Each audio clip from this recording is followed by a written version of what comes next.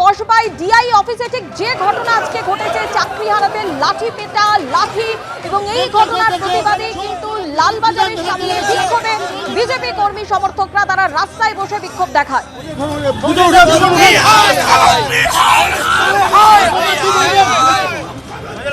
এই মুহূর্তে শঙ্কর ঘোষকে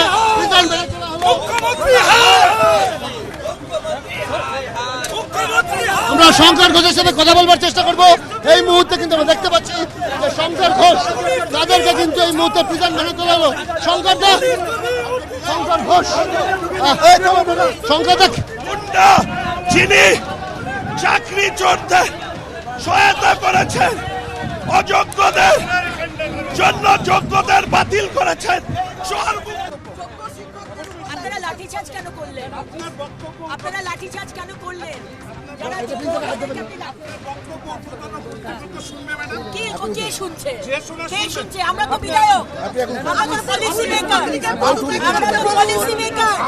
মানুষের জন্য শিক্ষা আপনি আজকে মানছেন, আপনি লাঠিচার্জ করছেন। এই দৃশ্য দেখতে হবে, এই দৃশ্য আমাদের দেখতে হবে, এই দৃশ্য আমাদের দেখতে হবে। বলুন, আমাদের এই দৃশ্য দেখতে হবে।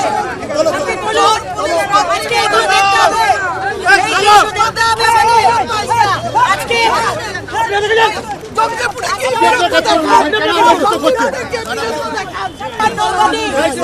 আপনারা অন্যায় করছেন, আপনারা যোগ্যদেরকে লাঠিচার্জ করছেন। আর মুখ্যমন্ত্রী চুরি করেছে, আপনাদের মুখ্যমন্ত্রী চোর, চোর, চোর, মুখ্যমন্ত্রী চোর, মমতা বন্দ্যোপাধ্যায় চোর,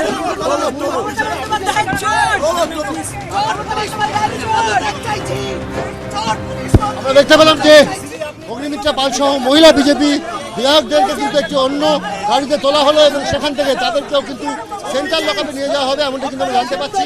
এবং কিছুক্ষণ আগেই শঙ্কর ঘোষ যারা রাস্তা অবরোধ করেছিলেন তাদেরকেও কিন্তু দ্রুত সরিয়ে দেওয়া হলো লালবাজারের মূল রাস্তার মূল গেটের সামনে থেকে। এই মুহূর্তে মহিলা পুলিশ কর্মীরা তারা কিন্তু একেবারে